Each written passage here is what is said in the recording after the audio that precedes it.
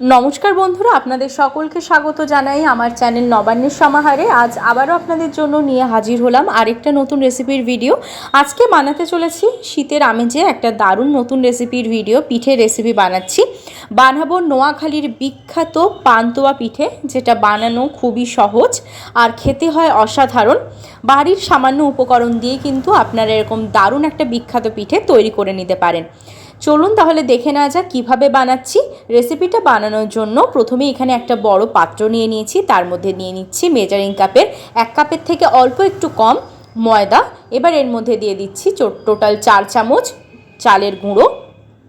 এবার এই দুটো উপকরণকে প্রথমেই ভালো করে একটু মিশিয়ে নেওয়ার পর এর মধ্যে দিয়ে দিচ্ছি পরিমাণ মতো নুন, একদমই অল্প পরিমাণ ব্যবহার করেছি, আর দিয়ে দিচ্ছি 1/4 কাপ চিনি। আর নুনটা কিন্তু এখানে 1/4 চামচ ব্যবহার করেছি। এবার এই সমস্ত উপকরণ শুকনো অবস্থায় মিশিয়ে নেওয়ার পর আমি দুধ দিয়ে এখানে ব্যাটারটা তৈরি করে নিচ্ছি। প্রথমেই কিন্তু সমস্ত দুধটা ব্যবহার করছি না, যতটা পরিমাণে লাগবে সেই অনুযায়ী কিন্তু এখানে ব্যবহার করছি। দেখুন ব্যাটারটা আমি তৈরি করে নিয়েছি, ব্যাটারটা ঠিক এরকমই হবে এর ঘনত্বটা। এবার এটাকে আমি সাইডে রেখে দিচ্ছি। সাইডে রেখে দেওয়ার পর অপর দিকে আমি একটা ক্ষীর মতো তৈরি করে নেব, বা বলতে পারেন একটা পুর মতো। সেজন্য এখানে দিয়ে দিচ্ছি 50 গ্রাম খোয়া ক্ষীর। এখানে একটা আমি ফ্রাই প্যান বসিয়ে দিয়েছি, আপনারা চাইলে কিন্তু এটা কড়াইয়ের মধ্যেও করতে পারেন। এবার এর মধ্যে দিয়ে দিচ্ছি অল্প পরিমাণ দুধ। অল্প পরিমাণ দুধ দিয়ে দেওয়ার পর একটু ভালো করে এইভাবে অনবরত নাড়াচাড়া করতে থাকলেই দেখবেন ঠিক এরকম একটা জিনিস হয়ে যাচ্ছে, খুব সুন্দরভাবে কিন্তু তৈরি হয়ে যাচ্ছে। এবার এর মধ্যে দিয়ে দিচ্ছি অল্প পরিমাণ এলাচের গুঁড়ো। এলাচের গুঁড়োটা দিয়ে দেওয়ার পর ভালো করে নাড়াচাড়া করলেই কিন্তু এই খোয়া ক্ষীরটা এরকম হয়ে যাবে, সুন্দর একটা পুর তৈরি হয়ে গেছে। এবার এটাকে রেখে দিয়ে অপর দিকে দেখুন যে ব্যাটারটা তৈরি করেছিলাম সেটাকে আমি রেস্টে রেখেছিলাম একটু 5 থেকে 7 মিনিট মতো। এবার অপর দিকে আরেকটা আমি ছোট্ট পাত্র নিয়ে নিয়েছি বাটির মতো, সেখানে কিন্তু কিছুটা ব্যাটার আমি আলাদা করে সরিয়ে রাখছি। এবার এই যে ব্যাটারটা নিয়েছি তার মধ্যে একটু হলুদ ফুড কালার মিশিয়ে দিয়েছি। আপনারা যদি ফুড কালার ব্যবহার করতে না চান সেক্ষেত্রে কিন্তু ফুড কালারের পরিবর্তে হলুদও ব্যবহার করতে পারেন। এবার দেখুন ফুড কালারটা দিয়ে দেওয়ার পর সুন্দর করে এটাকে মিশিয়ে নিয়েছি। এবার অপর দিকে আবারও একটা ফ্রাই প্যান বসিয়ে দিয়েছি, তার মধ্যে আমি দিয়ে দিচ্ছি এখানে পরিমাণ মতন সাদা তেল। অল্প পরিমাণ সাদা তেল দিয়ে ভালো করে এই ফ্রাই প্যানের চারিদিকে আমি ছড়িয়ে দিচ্ছি।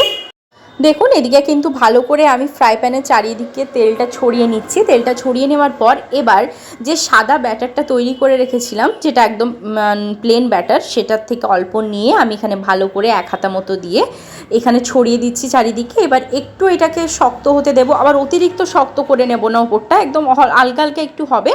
তারপর কিন্তু যে খোয়া ক্ষীরটা আমি তৈরি করে রেখেছি ভালো করে পুরটা, সেটা দেবো। দেখুন ওপরটা কিন্তু অল্প অল্প হয়ে এসেছে। এবার এই অবস্থাতেই কিন্তু যে পুরটা তৈরি করে রেখেছিলাম খোয়া ক্ষীর আর দুধ দিয়ে, সেটা এবার এর মধ্যে দিয়ে দিচ্ছি। দিয়ে ভালো করে চারিদিকে পুরটা ছড়িয়ে দিলাম, লম্বা করে একটু দিলাম। এবার ভালো করে কিন্তু এটাকে আলতো আলতো করে এইভাবে আমি মুড়ে নেব। এইখানে কিন্তু বেশ কয়েকটা কোটিং দিতে হবে। এখানে সাদা ব্যাটার আর যে ব্যাটারটা ফুড কালার দিয়ে তৈরি করেছিলাম সেইগুলো দিয়ে ভালোভাবে কিন্তু বেশ কয়েকটা এখানে কোটিং দিলেই এই পিঠেটা কিন্তু তৈরি হয়ে যাবে। দেখুন সাদা দিয়ে তৈরি করে নিয়েছি, সাদা ব্যাটার দিয়ে। এবার আবারও এটাকে সাইডে সরিয়ে রেখে অপর দিকে দেখুন এখানে আরেকটু তেল নিয়ে ভালো করে চারিদিকে ছড়িয়ে দিলাম। এবার যে আমি হলুদ ফুড কালার দেওয়া ব্যাটারটা তৈরি করেছিলাম সেখান থেকে অল্প অল্প নিয়ে এইভাবে কিন্তু আমি দিয়ে দিচ্ছি। দেখুন এটাকে আমি চারিদিকে এইভাবে ছড়িয়ে দিচ্ছি, দিয়ে এটাকেও কিন্তু একটু হতে দেব যাতে একটু শক্ত হয়ে যায়, একটু যাতে হয়ে যায়। দেখুন এইভাবে চারিদিকে ছড়িয়ে দিয়ে একটু সময় নিলেই কিন্তু 1-2 মিনিট দিলে এটা তৈরি হয়ে যাবে। এবার দেখুন এই দিকটা কিন্তু হয়ে এসেছে। এবার এই যে সাদা অংশটা রয়েছে যে পিঠেটা তৈরি করেছিলাম সাদার দিক দিয়ে, সেটাকেও কিন্তু এর সাথে খুব সাবধানে এইভাবে উল্টে দিতে হবে। ঠিক এই একই রকমভাবেই আমি আবারও এটাকে একটু হতে দিয়ে তারপর আবারও সাদা ব্যাটারটা দিয়ে করব। দেখুন এখানে কিন্তু হলুদ ব্যাটারটা দিয়ে এখানে আমি তৈরি করে নিয়েছি আবারও একটা পাটিসাপটার মতো, একটা বেশ মোটা মতো হয়েছে। আবারও এখানে সাদা ব্যাটারটা দিয়ে করে নেব। সাদা ব্যাটারটা দিয়ে করে নেওয়ার পর একটু এইভাবে রাখলেই কিন্তু এরকম দারুণ নোয়াখালীর বিখ্যাত পান্তুয়া পিঠেটা তৈরি হয়ে যাবে।